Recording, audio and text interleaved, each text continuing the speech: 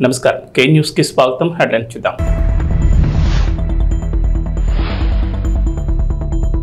Drugs పై AP Telangana ఉమ్మడి పోరు రేవంత్ చంద్రబాబు భేటీలో కీలక నిర్ణయం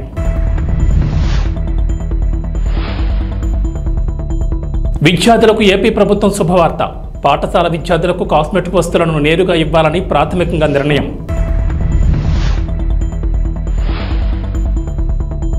కె కేశవరావుకు కీలక పదవి కేబినెట్ హోదాతో ఉత్తర్వులు జారీ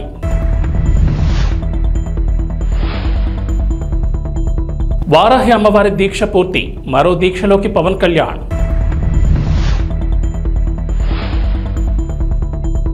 ఏపీ తెలంగాణకు రెయిన్ అలర్ట్ పలు జిల్లాల్లో భారీ వర్షాలు ఎల్లో అలర్ట్ జారీ తెలంగాణ సీఎం రేవంత్ రెడ్డి ఆంధ్రప్రదేశ్ సీఎం చంద్రబాబు నాయుడు భేటీలో ప్రస్తావించిన అంశాలను రెండు రాష్ట్రాల మంత్రులు జాయింట్ ప్రెస్ మీట్ పెట్టి వెల్లడించారు. తెలంగాణ ఉప ముఖ్యమంత్రి బట్టి విక్రమార్క, ఏపీ మంత్రి అనగాని సత్యప్రసాద్ ముఖ్యమంత్రుల సమావేశ వివరాలు వెల్లడించారు. ఉమ్మడి ఆంధ్రప్రదేశ్ విడిపోయి 10 ఏళ్లు పూర్తయినా విభజన సమస్యలు ఇప్పటికీ పరిష్కారం కాలేదని, వాటిపై ఈ సమావేశంలో చర్చించినట్లు బట్టి విక్రమార్క చెప్పారు. డ్రగ్స్కు వ్యతిరేకంగా యాంటీ నార్కోటిక్స్ డ్రైవ్స్ చేయాలని నిర్ణయించామని, సైబర్ నేరాలు అరికట్టేందుకు చర్యలు తీసుకున్నామని తెలిపారు. డ్రగ్స్ సైబర్ క్రైమ్స్పై ఇరు రాష్ట్రాలు కలిసి పనిచేయాలని నిర్ణయించామని చెప్పారు. ఇక ఇటీవల ఏపీలో కూడా యాంటీ నార్కోటిక్ టాస్క్ ఫోర్స్ ఏర్పాటు చేయడం గమనార్హం. రెండు రాష్ట్రాల ముఖ్యమంత్రులు సమగ్రంగా చర్చించిన తర్వాత ఒక నిర్ణయానికి వచ్చారని, ఇరు రాష్ట్రాలకు చెందిన అధికారులతో కూడిన ఉన్నత స్థాయి కమిటీ వేయాలని నిర్ణయించినట్లు తెలిపారు. ఇక మంత్రులతో కూడిన మరో కమిటీని కూడా ఏర్పాటు చేయాలని నిర్ణయం తీసుకున్నట్లు వెల్లడించారు. రెండు రాష్ట్రాల ప్రభుత్వ ప్రధాన కార్యదర్శులు ఇరు రాష్ట్రాల నుంచి 3 చొప్పున అధికారులతో 2 వారాల్లోగా కమిటీ ఏర్పాటు చేస్తామని బట్టి విక్రమార్క స్పష్టం చేశారు. గిరిజన సంక్షేమ పాఠశాలలో చదివే విద్యార్థులకు ఆంధ్రప్రదేశ్ ప్రభుత్వం శుభవార్త చెప్పింది. పాఠశాల విద్యార్థులకు కాస్మెటిక్ వస్తువులను నేరుగా ఇవ్వాలని ప్రాథమికంగా నిర్ణయం తీసుకుంది. గత ప్రభుత్వం కాస్మెటిక్ వస్తువులను నేరుగా ఇవ్వకుండా కాస్మెటిక్ ఛార్జీలను విద్యార్థుల తల్లుల ఖాతాలో జమ చేస్తూ వచ్చింది. అయితే ఆ నగదు సకాలంలో విడుదల చేయలేదనే ఆరోపణలు ఉన్నాయి. దీంతో కాస్మెటిక్ వస్తువులు అందక విద్యార్థులు ఇబ్బందులు పడ్డారు. ఈ విషయాలను దృష్టిలో పెట్టుకుని ప్రభుత్వమే పేస్ట్, బ్రష్, షాంపూ వంటి కాస్మెటిక్ వస్తువులను నేరుగా వారికి ఇవ్వాలని అధికారులు నిర్ణయం తీసుకున్నారు. ఈ మేరకు గిరిజన సంక్షేమ శాఖ అధికారులు తమ ప్రతిపాదనను సీఎం చంద్రబాబు నాయుడు వద్దకు పంపించారు. సీఎం చంద్రబాబు ఆమోదిస్తే ఈ నిర్ణయం అమల్లోకి రానుంది. మరోవైపు గిరిజన సంక్షేమ శాఖ ఆధ్వర్యంలో ఏపీ వ్యాప్తంగా 548 పాఠశాలలు నడుస్తున్నాయి. ఇందులో సుమారుగా 1.25 లక్షల మంది విద్యార్థులు చదువుతున్నారు.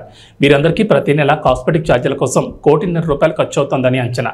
అయితే గత వైసీపీ ప్రభుత్వం ఈ నిధులు విడుదల చేయకపోవడంతో సుమారుగా 10 కోట్లు బకాయిలు పడినట్లు తెలుస్తోంది. దీంతో గత ప్రభుత్వం మాదిరిగా కాకుండా కాస్మెటిక్ వస్తువులను నేరుగా ఇవ్వాలని అధికారులు నిర్ణయించారు. ఈ ఛార్జీలతో వస్తువులను కొని విద్యార్థులకు అందించాలని ప్రాథమికంగా నిర్ణయం తీసుకున్నారు. ఇటీవల కాంగ్రెస్ పార్టీలో చేరిన తెలంగాణ సీనియర్ రాజకీయ నేత కె కేశవరావుకు రేవంత్ సర్కార్ కీలక పదవి కట్టబెట్టింది. తెలంగాణ ప్రభుత్వ సలహాదారుడిగా ఆయన నియమించారు. కేబినెట్ హోదాతో ఆయన్ను పబ్లిక్ అఫైర్స్ సలహాదారుడిగా నియమించారు. ఈ మేరకు ప్రభుత్వం నుంచి ఉత్తర్వులు జారీ అయ్యాయి. కేకేకు ఉన్న రాజకీయ పరిపాలనాపరమైన అనుభవాలను దృష్టిలో ఉంచుకుని ఆయన్ను సలహాదారుగా నియమించినట్లు తెలిసింది. కాగా కేకే గతంలో కాంగ్రెస్ పార్టీలోనే కొనసాగారు. తెలంగాణ రాష్ట్ర ఆవిర్భావానికి ముందు బీఆర్ఎస్ పార్టీలో చేరారు. ఆ తర్వాత ఆయన్ను కేసీఆర్ 2 సార్లు రాజ్యసభకు నామినేట్ చేశారు. తెలంగాణలో కాంగ్రెస్ అధికారంలోకి వచ్చిన తర్వాత తిరిగి సొంత గుట్టుకు వచ్చేందుకు సిద్ధమయ్యారు. ఈ మేరకు పార్లమెంట్ ఎన్నికలకు ముందే రేవంత్ రెడ్డితో చర్చలు జరిపారు. అనంతరం 4 రోజుల క్రితం బీఆర్ఎస్ పార్టీని వీడి ఏఐసీసీ అధ్యక్షుడు మల్లికార్జున ఖర్గే సమక్షంలో కాంగ్రెస్ కండువా కప్పుకున్నారు. బీఆర్ఎస్ పార్టీ ద్వారా తనకు వచ్చిన రాజ్యసభ పదవికి కూడా కేకి రాజీనామా చేశారు. AP deputy CM Pawan Kalyan చేపట్టిన వారాహి దీక్ష ముగిసింది. 11 రోజుల పాటు ఈ దీక్ష నిర్వహించిన పవన్ కళ్యాణ్ శుక్రవారంతో ముగించారు. సమాజ క్షేమాన్ని, దేశ సౌభాగ్యాన్ని కాంక్షిస్తూ పవన్ కళ్యాణ్ చేపట్టిన వారాహి ఏకాదశ దిన దీక్ష వారాహి అమ్మవారి ఆరాధన, కలశోద్వాసన క్రతువుతో పరిసమాప్తమైందని జనసేన తెలిపింది. మరోవైపు దీక్ష ముగింపు సందర్భంగా వేద పండితుల మంత్రోచ్చారణల నడుమ వారాహి మాతకు పవన్ ప్రత్యేక పూజలు నిర్వహించారు. అనంతరం ఏకహారతి, ద్విహారతి, త్రిహారతి, చతుర్థ, పంచ, నక్షత్ర హారతలు సమర్పించారు. అనంతరం కుంభహారతితో వారాహి దీక్ష సంపూర్ణమైంది. మరోవైపు వారాహి దీక్ష పూర్తయిన నేపథ్యంలో పవన్ కళ్యాణ్ మరో దీక్ష చేయనున్నారు. పవన్ చాతుర్మాస దీక్ష చేయనున్నారు. గృహస్థాచార రీతిలో ఈ దీక్ష చేస్తారన్న జనసేన అధికార కార్యకలాపాలను కొనసాగిస్తూనే శుభతిథుల్లో మాత్రం దీక్షా వస్త్రాలు ధరిస్తారని ప్రకటనలో తెలిపారు. దీక్షాకాలంలో పరిమిత సాత్వికాహారం మాత్రమే స్వీకరిస్తారని పేర్కొన్నారు. ఆంధ్రప్రదేశ్లో జూలై 8వ తేదీ నుంచి ఉచిత ఇసుక విధానం అమల్లోకి రానుంది. ఇప్పటికే ముఖ్యమంత్రి నారా చంద్రబాబు నాయుడు ఆదేశాలతో అధికారులు ఈ ఉచిత ఇసుక విధానానికి సంబంధించిన కార్యాచరణను సిద్ధం చేశారు. ముందుగా రాష్ట్రంలో అన్ని జిల్లాల నిల్వ కేంద్రాల్లో ఉన్న ఇసుక డంపుల నుంచి ఇసుకను అందించనున్నారు. అయితే ప్రభుత్వం ₹1 కూడా తీసుకోకుండా ఉచితంగా ఇసుకను అందించాలని నిర్ణయించింది. అయితే ప్రజల నుంచి కేవలం ఇసుక తవ్వకాల ఖర్చు, సీనరీస్ మాత్రమే వసూలు చేయాలని నిర్ణయం తీసుకుంది. ఉచిత ఇసుక విధానం తీసుకువచ్చిన నేపథ్యంలో అక్రమ తవ్వకాలు, అక్రమ రవాణా జరగకుండా అధికారులతో పటిష్ట నిఘా ఏర్పాటు చేయనున్నారు. దగ్గరలో ఉన్న వాగులు వంకల నుంచి స్థానికులు ఎడ్ల బండ్లలో ఇసుకను తెచ్చుకునేందుకు అవకాశం కల్పించారు. ఈ మేరకు ఉచిత ఇసుక విధానానికి సంబంధించి సీఎస్ నీరబ్ కుమార్ ప్రసాద్ శనివారం అన్ని జిల్లాల కలెక్టర్లకు మార్గదర్శకాలు వివరించారు. ఇప్పటి వరకు ఉన్న కాంట్రాక్టర్లు జీసీకేసీ ప్రతిమ ఇన్ఫ్రా పక్కకు తప్పుకున్నట్లు సీఎస్ తెలిపారు. ఈ క్రమంలోనే ఇసుక నిల్వలను స్థానిక కలెక్టర్లు స్వాధీనం చేసుకోవాలని సూచించారు. మరోవైపు ఇప్పటికే రాష్ట్రమంతటా 43 లక్షల టన్నుల ఇసుక నిల్వలు ఉన్నట్లు గనుల శాఖ అధికారులు లెక్కించారు. సోమవారం నుంచి ఈ నిల్వలను ప్రజలకు అందించనున్నారు. రాబోయే 3 నెలలకు 88 లక్షల టన్నుల ఇసుక అవసరం ఉంటుందని గుర్తించారు. సంవత్సరానికి 3.20 కోట్ల టన్నుల ఇసుకకు డిమాండ్ ఉంటుందని అంచనా వేశారు. హైదరాబాద్లోని ప్రజాభవన్ వేదికగా జరిగిన తెలంగాణ ముఖ్యమంత్రి రేవంత్ రెడ్డి, ఆంధ్రప్రదేశ్ ముఖ్యమంత్రి నారా చంద్రబాబు నాయుడు భేటీ నిన్న ముగిసింది. 1:45 నిమిషాల పాటు జరిగిన ఈ భేటీలో విభజన అంశాలతో పాటు 2 రాష్ట్రాలకు సంబంధించిన కీలక విషయాలపై సుదీర్ఘంగా చర్చించారు. ఈ క్రమంలోనే 2 రాష్ట్రాలకు సంబంధించి మరిన్ని అంశాలపై చర్చించేందుకు కమిటీలు ఏర్పాటు చేయాలని సూత్రప్రాయంగా అంగీకారం తెలిపారు. ఈ 2 కమిటీల్లో ఒకటి మంత్రులతో కూడిన కమిటీ, మరొకటి అధికారులతో ఏర్పాటు చేయాలని ఇద్దరు ముఖ్యమంత్రులు నిర్ణయించారు. మంత్రులతో కూడిన కమిటీలో తెలంగాణ నుంచి పొన్నం ప్రభాకర్, దుద్దిళ్ల శ్రీధర్ బాబు ఉండే అవకాశాలున్నట్లు తెలుస్తోంది. విభజన చట్టంలో ఉన్న సమస్యలను పరిష్కరించుకునేందుకు ఇది తొలి భేటీ అని, తర్వాత మరిన్ని సమావేశాలు నిర్వహించాలని ఇద్దరు ముఖ్యమంత్రులు నిర్ణయించినట్లు సమాచారం. మరీ ముఖ్యంగా విభజన చట్టంలోని షెడ్యూల్ 9, 10లో ఉన్న అంశాలపై చర్చించినట్లు తెలుస్తోంది. ఇరు రాష్ట్రాల సీఎంల మధ్య జరిగిన చర్చల వివరాలు తెలిపిన మంత్రి అనగాని సత్యప్రసాద్, విభజన సమస్యలపై ఉన్నత స్థాయి అధికారులతో ఒక కమిటీతో పాటుగా అధికారుల కమిటీ పరిష్కరించలేని సమస్యలపై మంత్రులతో కమిటీ వేయాలని ఇరు రాష్ట్రాలు నిర్ణయం తీసుకున్నట్లు చెప్పారు. విభజన సమస్యలు ఒక్కటే కాకుండా గత 5 ఏళ్లు పట్టి పీడించిన డ్రగ్స్, గంజాయి, సైబర్ క్రైమ్స్పై కూడా భేటీలో చర్చ జరిగింది. డ్రగ్స్, సైబర్ క్రైమ్స్ నియంత్రణకు 2 రాష్ట్రాలు కలిసి పనిచేయాలని, 2 రాష్ట్రాల ఏడీజీ స్థాయి అధికారులతో డ్రైవ్ నిర్వహించాలని 2 ప్రభుత్వాలు నిర్ణయం తీసుకున్నాయి. పనిచేస్తారు కాబట్టి ఒక ప్రోయాక్టివ్ వేగా లెటర్ పంపించడం, దాన్ని ఇక్కడ గౌరవ ముఖ్యమంత్రి గారు కేబినెట్లో చర్చించి సానుకూలంగా స్పందించి ఈరోజు ఈ సమావేశం ఏర్పాటు చేయటం, సమావేశంలో అన్నీ కూడా కులంకుశంగా చర్చించి అందరు అడ్వైజులు తీసుకుని ఎవరైతే మంత్రివర్యులు ఉన్నారో అలాగే అధికారులు ఎవరైతే ఉన్నారో అందరి కూడా సలహాలు సూచనలు తీసుకుని డిస్కస్ చేసి ఇవన్నీ కూడా, ఎందుకంటే మీ అందరికీ తెలుసు తెలంగాణ ఒక ఉద్యమంతో, ఒక నిధులు విధులు కేటాయింపులతో ఏర్పాటైంది, అంటే దాని మీద ఉద్యమం చేసి ఏర్పాటైంది. అలాగే ఆంధ్రప్రదేశ్ అభివృద్ధి, వారి యొక్క సెంటిమెంట్లు కూడా చాలా పరిణామం తీసుకుని ఎవ్వరు యొక్క మనోభావాలు దెబ్బతినకూడదు,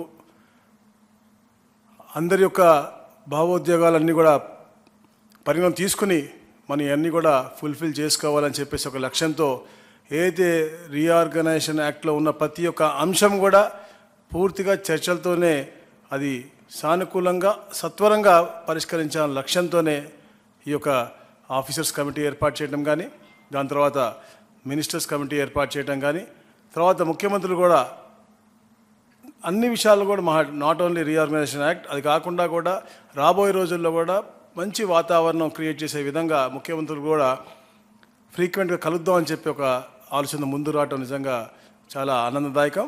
అలాగే మరి ముఖ్యంగా ఎలా అయితే గౌరవనీయులు బట్టి విక్రమార్క చెప్పారో, తెలంగాణ రాష్ట్రం ఏర్పడిన తర్వాత డ్రగ్స్ ఫ్రీ స్టేట్గా చేయాలని చెప్పేసి తపనతో పనిచేస్తూ ఉన్నారు. దాని మీద కూడా సుదీర్ఘంగా చర్చించి ఏదైతే అక్కడ ప్రభుత్వం ఏర్పడిన తర్వాత ఒక సబ్ కమిటీ మేము వేసుకోవడం జరిగింది 6 మంత్రులతో.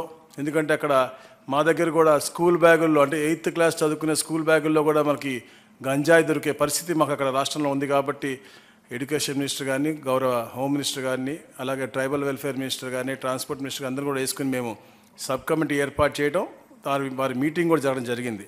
సో అక్కడ ఉన్నటువంటి ఈ యొక్క డ్రగ్ కల్చర్ని ఇక్కడ ఉన్నటువంటి డ్రగ్ కల్చర్కి లింక్ ఉంది. ఎందుకంటే అక్కడ ఉత్పత్తి అయ్యి ఇక్కడికి ఎక్కువగా వస్తుందని చెప్పేసి ఇక్కడ ముఖ్యమంత్రి గారు చాలా కన్సర్న్గా ఉన్నారు. కాబట్టి ఒక జాయింట్గా ఒక ఇద్దరు అధికారులు అడిషనల్ డీజీపీ. పత్తికొండలో శాంతినికేతన్ ట్యుటోరియల్లో డాక్టర్ శ్యాంప్రసాద్ ముఖర్జీ జయంతిని బీజేపీ పత్తికొండ మండల అధ్యక్షులు కొత్తపల్లి శంకరేచార్ ఆధ్వర్యంలో ఘనంగా నిర్వహించారు. ఈ సందర్భంగా BJP Kisan Morcha assembly incharge CC Ranganna, legal cell convener Bhaskar మాట్లాడుతూ శ్యాంప్రసాద్ ముఖర్జీ జూలై 6వ తేదీన కలకత్తాలో జన్మించారని, ఈయన కాషాయ బాహుబలని, జాతీయవాద నేతలలో ముఖ్యుడని మరియు 1921లో ఆంగ్లంలో పట్టాపుచ్చుకున్నారని, 1951లో జనసంఘ్ పార్టీ ఏర్పాటు చేశారని, అప్పట్లోని 3 లోక్సభ స్థానాలు గెలిచారని, ఒక లోక్సభ స్థానం నుంచి ఆయన గెలిచారని అన్నారు. కలకత్తా విశ్వవిద్యాలయానికి ఉపకులపతిగా, బెంగాల్ ఆర్థిక మంత్రిగా, భారతదేశానికి నెహ్రూ గవర్నమెంట్లో పరిశ్రమల మంత్రిగా దేశానికి ఎంతో సేవ చేశారన్నారు. గౌరవ సంపద రామప్రకాష్ ముఖర్జీ గారు మన భారతదేశంలో చాలా ముఖ్యమైన వ్యక్తి. కాశ్మీర్ పోయినసారి వాళ్ళు కాంగ్రెస్ పార్టీ వాళ్ళు రెండుగా చీల్చారు. అది వద్దని భారతదేశంలో విలీనం కావాలని పోరాడిన చాలా ముఖ్యమైన వ్యక్తి. మా పార్టీలో చాలా కీలకమైన వ్యక్తి, ఘనుడు. అతనికి మా పార్టీ తరఫున మా పెద్దల తరఫున నివాళులు అర్పించుకుంటాం. ముఖర్జీ గారు ఈ యొక్క జయంతి సందర్భంగా ఈ యొక్క బీజేపీ నాయకులందరూ కలిసి ఆయనకు పూలమాల వేసి ఆయన సత్కరించడం జరిగింది. అందులో భాగంగా ఈయన 370 ఆర్టికల్ని అప్పట్లోనే కాంగ్రెస్ గవర్నమెంట్ అది విభజించడానికి ఆర్టికల్ని ఏర్పాటు చేసినప్పుడే ఈయన ఖండించి దానికోసం పోరాడి ఆయన ఆ యొక్క పోరాటంలోనే ఆయన అసూలు బాసినాడు. ఆయన అందులో వెస్ట్ బెంగాల్ మంత్రిగా కూడా కేంద్ర ఆర్థిక మంత్రిగా కాబట్టి ఆయనకు ఘననివ్వాలి. ఆయన పుట్టినరోజు వేడుకను ఘనంగా జరుపుకోవడం జరిగింది. వైఎస్ఆర్సీపీ కార్యకర్త అజయ్ కుమార్ రెడ్డిని పరామర్శించారు. అనంతపురం కడప రిమ్స్ ఆసుపత్రి ప్రాంగణంలో మాజీ ముఖ్యమంత్రి వైఎస్ జగన్మోహన్ రెడ్డి. అనంతరం ఆయన మీడియాతో మాట్లాడారు. ఇక్కడ హాస్పిటల్లో ఒక యంగ్స్టర్ బహుశా 20-25 ఏళ్ళు ఉంటాయేమో తన పిల్లాడికి. ఆ 20 ఏళ్ల పిల్లాడిని ఎందుకు నిర్దాక్షిణ్యంగా కొట్టారో కూడా తెలియదు. కేవలం ఎన్నికల్లో వైఎస్ఆర్ కాంగ్రెస్ పార్టీకి తరఫున తాను ఓటు వేశాడని, వైఎస్ఆర్ కాంగ్రెస్ పార్టీకి సంబంధించిన కుటుంబానికి చెందిన వ్యక్తిని అతి దారుణంగా కావాలని అదే పనిగా వెంపర్లకు అదే పనిగా ఒక వెహికల్లో వచ్చి దారిలో పోతా ఉన్న పిల్లోడిని బైక్ ఆపి నిర్దాక్షిణ్యంగా కొట్టి హాస్పిటల్ పాలు చేస్తా ఉంటే ఏమి సాధిస్తా ఉన్నారు? ఇంతవరకు పులివెందుల్లో ఎప్పుడు ఇలాంటి సాంప్రదాయం లేదు.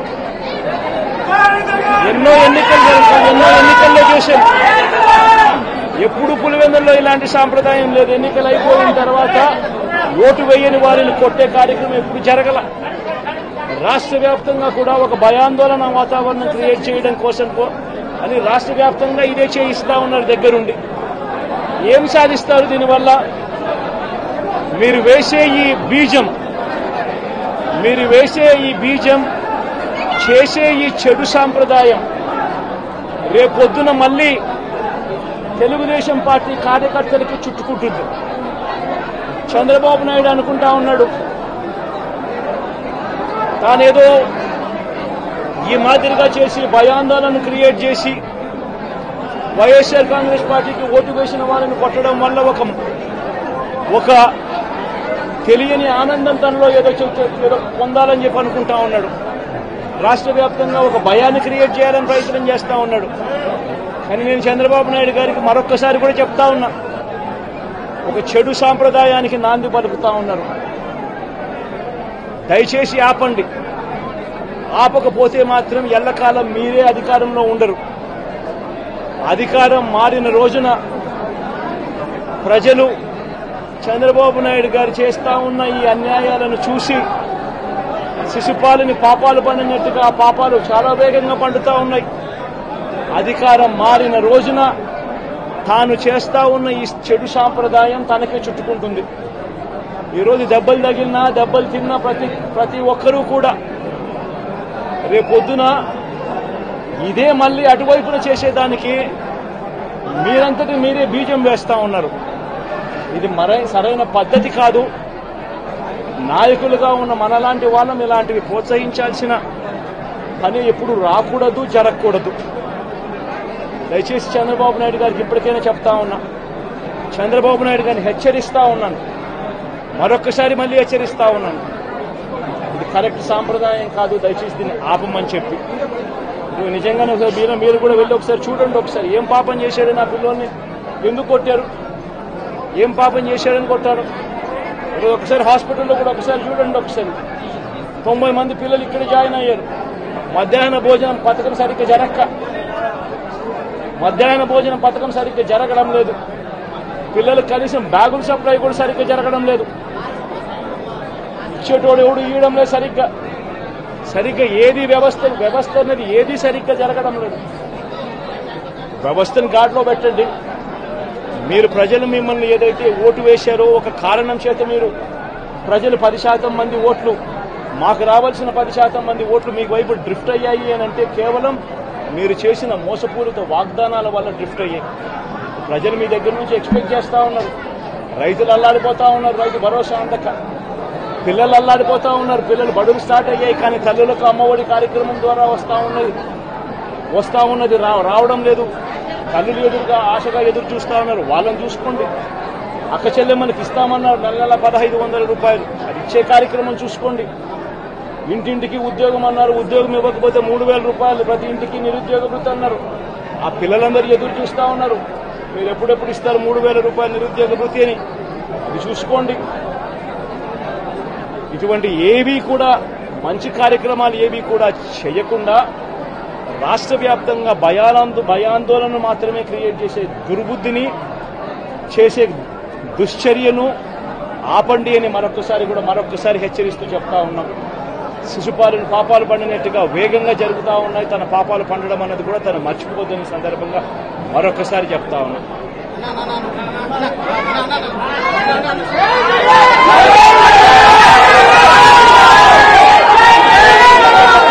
మహేంద్ర సింగ్ ధోని ప్రపంచ క్రికెట్లో తనకంటూ ప్రత్యేక గుర్తింపు తెచ్చుకున్న వ్యక్తి. భారత క్రికెట్లో తనదైన ముద్ర వేసిన లెజెండ్. టీమిండియా క్రికెట్ గురించి చెప్పాలంటే ధోనికి ముందు, ధోనికి తర్వాత అంతలా భారత క్రికెట్పై అతను ప్రభావం చూపించాడు. అతడి రాక దేశంలో క్రికెట్కు కొత్త వెలుగును తీసుకొచ్చింది. టీమిండియాను ప్రపంచ క్రికెట్లో మేటి జట్టుగా నిలిపిన కెప్టెన్ ధోని యువ ఆటగాళ్లతోనూ మైదానంలో అద్భుతాలు సృష్టించడం అతని నైజం. సాధారణ బౌలర్లతో కూడా అసాధారణ ప్రదర్శన రాబట్టడం అతనికి అలవాటు. వాస్తవానికి ధోని గురించి మాట్లాడుకోవాలంటే ఎంతైనా మాట్లాడుకోవచ్చు, ఎంతైనా చెప్పుకోవచ్చు. మహేంద్ర సింగ్ ధోని 43వ పుట్టినరోజు సందర్భంగా పుట్టినరోజు శుభాకాంక్షలు. మెగా ఫ్యాన్స్ ఏ సినిమాకి లేనంతగా గేమ్ చేంజర్ కోసం ఎదురు చూస్తూనే ఉన్నారు. 2021 ఫిబ్రవరిలో అధికారికంగా మొదలైన ఈ సినిమా దాదాపు 3 ఏళ్లకు పైగా షూటింగ్ దశలోనే ఉంది. కానీ ఇప్పటి వరకు ఒక్క టీజర్ కానీ గ్లింప్స్ కానీ రిలీజ్ చేయలేదు. Ram Charan first look poster, జరగండి సాంగ్ తప్ప మూవీ టీం నుంచి ఇంకేం రాలేదు. అయినా కూడా గేమ్ చేంజర్ కోసం మెగా అభిమానులు ఆశగానే ఎదురు చూస్తూనే ఉన్నారు. ఖచ్చితంగా ఈ ఏడాది అయితే సినిమా రిలీజ్ అవుతుందని అనుకుంటున్న మెగా ఫ్యాన్స్కి డైరెక్టర్ శంకర్ ఇటీవల షాక్ ఇచ్చిన సంగతి తెలిసిందే. ఇంకా కొంత భాగం షూటింగ్ బ్యాలెన్స్ ఉందని, మరో 6 నెలల్లోపు రిలీజ్ చేసేందుకు ట్రై చేస్తామంటూ చెప్పుకొచ్చారు. అప్పటి నుంచి అభిమానులు గేమ్ చేంజర్ ఈ ఏడాది రావడం కష్టమని డిసైడ్ అయిపోయారు. ఇలాంటి సమయంలో మూవీ గురించి ఓ గుడ్ న్యూస్ వచ్చింది. ఇక వాతావరణ విషయానికి వస్తే తెలంగాణలో వర్షాలపై హైదరాబాద్ వాతావరణ కేంద్ర అధికారులు అలర్ట్ ఇచ్చారు. నేడు రేపు రాష్ట్రాల్లో విస్తారంగా వర్షాలు కురుస్తాయని చెప్పారు. నైరుతి రుతుపవనాల ప్రభావంతో రాష్ట్రాల్లో విస్తారంగా వర్షాలు కురుస్తాయని వెల్లడించారు. పలు జిల్లాల్లో భారీ వర్షాలకు ఛాన్స్ ఉందన్నారు. ఇవాళ వికారాబాద్, సంగారెడ్డి, మెదక్, కామారెడ్డి, వనపర్తి, నిజామాబాద్, జగిత్యాల, సిరిసిల్ల, సిద్దిపేట, గద్వాల్, నారాయణపేట జిల్లాల్లో భారీ వర్షాలకు ఛాన్స్ ఉందన్నారు. ఈ మేరకు ఆయా జిల్లాలకు హైదరాబాద్ వాతావరణ కేంద్ర అధికారులు ఎల్లో అలర్ట్ జారీ చేశారు. అటు ఏపీలో వర్షాలు కురుస్తాయంటోంది వాతావరణ శాఖ. నైరుతి రుతుపవనాల సమయంలో రాష్ట్ర వ్యాప్తంగా ఎండలు మండిపోయాయి. వేడి వాతావరణంతో ప్రజలు ఇబ్బంది పడ్డారు. అయితే తూర్పు మధ్య బంగాళాఖాతంలో ఉపరితల ఆవర్తనం కొనసాగుతుండగా గుజరాత్, కర్ణాటక తీరాల వెంబడి ద్రోణి విస్తరించింది. ఈ ప్రభావంతో రాబోయే 3 రోజుల్లో ఉత్తర కోస్తాలోని కొన్ని జిల్లాల్లో భారీ వర్షాలు కురుస్తాయని వాతావరణ శాఖ అంచనా వేస్తోంది. రాయలసీమ, దక్షిణ కోస్తాలో కొన్ని ప్రాంతాల్లో తేలికపాటి నుంచి ఓ మోస్తరు వర్షాలు కురిసే అవకాశం ఉందంటున్నారు వాతావరణ శాఖ అధికారులు. ఇవి బులెటిన్ విశేషాలు. నమస్కారం.